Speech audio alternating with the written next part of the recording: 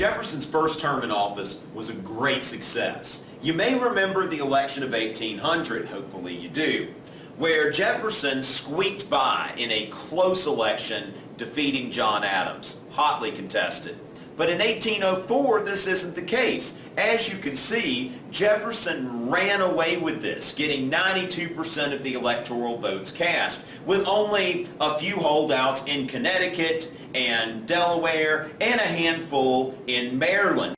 Jefferson's first term was great. The second term's going to be a challenge, as Washington found out, and as many other presidents after Jefferson had found out. Second terms are typically tough for presidents. Just look most recently at George W. Bush, and look what happened to his approval rating during his second term. These things can be tough. Now, Jefferson's second term, maybe to an extent in common with George W. Bush's, involved matters of foreign policy. And so Jefferson is going to get pulled into this war between Napoleonic France and the British Empire. Napoleon has his grand army, is Lord of Europe. Everywhere in Europe, just about, is either governed directly by Napoleon or allied with him. And so Napoleon, being unable to mount an expedition to attack Great Britain because of the Royal Navy, he decides to adopt a Continental System in which he seeks to cut Britain off from trade with the continent. Now, Britain responds by blockading the entire European continent and saying two can play at that game. If we're going to cut off trade, let's all do it. And so the United States is an economy that's based on agriculture and trade. Growing agricultural products and raw materials, bringing them to Europe for consumption, and bringing back finished goods from Europe. And so without trade, the United States economy is doomed. And if the British decide to interdict this trade, then that's going to hurt us economically.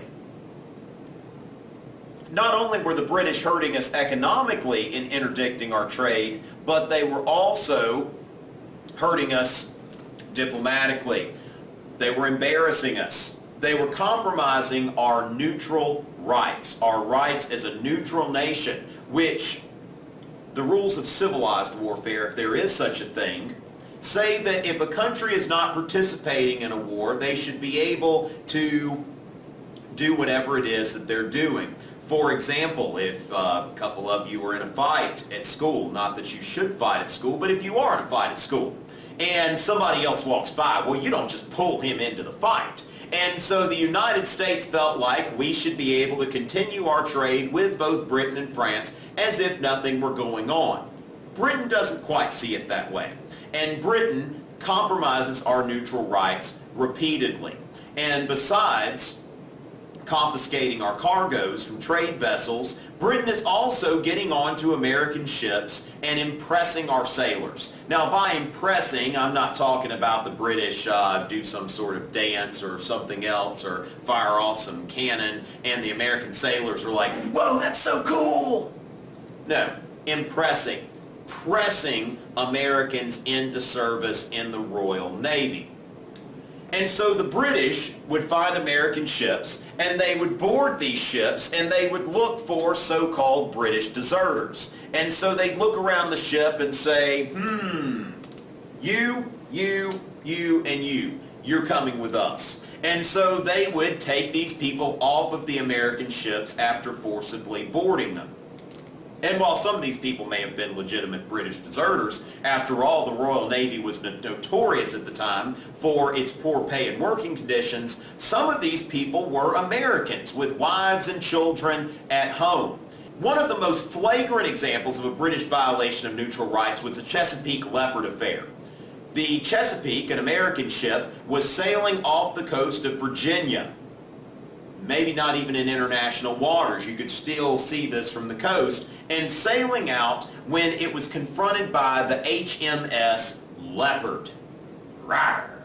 The British always come up with cool names for ships. Look them up on the internet. The Leopard only being one of hundreds of awesome Royal Navy ship names. But when the Leopard sails up to confront the Chesapeake, the Leopard fires on the Chesapeake, a neutral ship, and demands to board it. And so the American ship surrenders, and the British get on the ship, they take 4 people with them, and they go. This is an embarrassment to the United States and a clear violation of our neutral rights. Now, of course, if George W. Bush had been president, then no doubt we'd be going to war.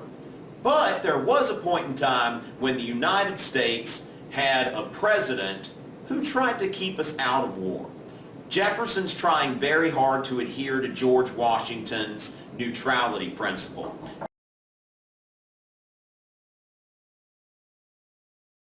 Jefferson is trying very hard to adhere to George Washington's neutrality principle, to keep us out of foreign entanglements and to keep us out of European wars. And what Jefferson decides on is the embargo.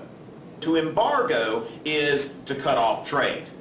And Jefferson is not just cutting off trade with one country. Jefferson decides to cut off all of our trade, which is interesting given his strict constructionist principles. A lot said of his violating his strict constructionist principles ever so slightly with the Louisiana Purchase, but he does so as well with the embargo. If we look at Article 1, Section 8 of the Constitution, we see that the federal government has the ability to regulate trade.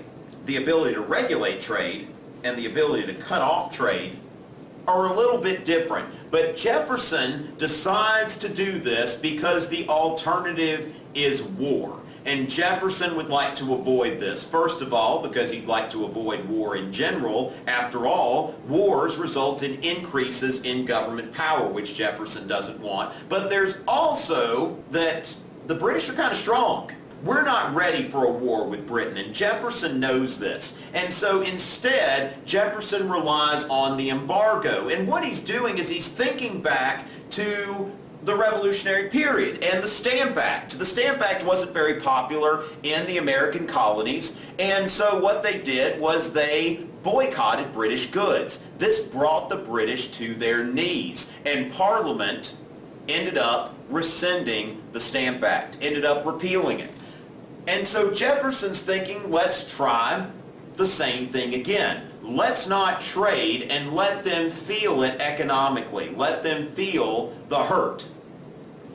And so the idea is to use economic coercion in order to avoid the war. And Jefferson hoped that Britain would see the light rather quickly and we could renew our trade with them at the earliest possible opportunity.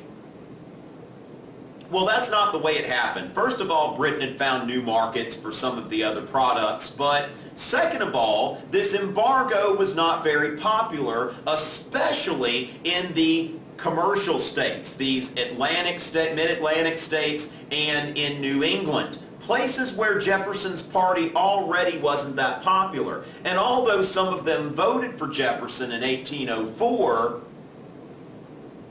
they can be won back over to the Federalist fold pretty easily. And so this embargo is something that they do not like. And in fact, because Jefferson believed in freedom of the press, we get to see what it is that they said and wrote about. One of my favorites being this cartoon here. All right, so we see a fella here with a barrel of superfine. I'm not sure if that means molasses, rum, sugar, but whatever it is, it's super fine. And if we look out here in the water, there is a ship, and what do you know? A British flag. Now, it can't quite come to port, but we can row it out to them. We're going to smuggle some of this superfine over there. But then, uh-oh, we've got this big snapping turtle, and there's a fella behind the snapping turtle. Darn it, how he nicks him. Don't know why they couldn't have written out darn it, right? They were overly prudish back then. And so this guy here, he's not amused. I mean, look at him. He says, oh, this cursed Ograbme! Oh, gosh. This turtle just came up and bit him in the butt. Ouch. And so, if we look closely, we can see here, now on one hand, you get it, the turtle grabbed him, get it, oh, grab me. But let's look a little closer, and let's start reading on the right. E-M-B-A-R-G-O.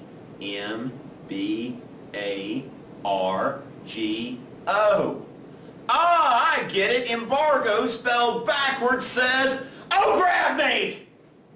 And this is how the New Englanders feel about this embargo. Jefferson has come and just taken a bite out of their... Oh, this cursed Ograbme! Oh, gosh.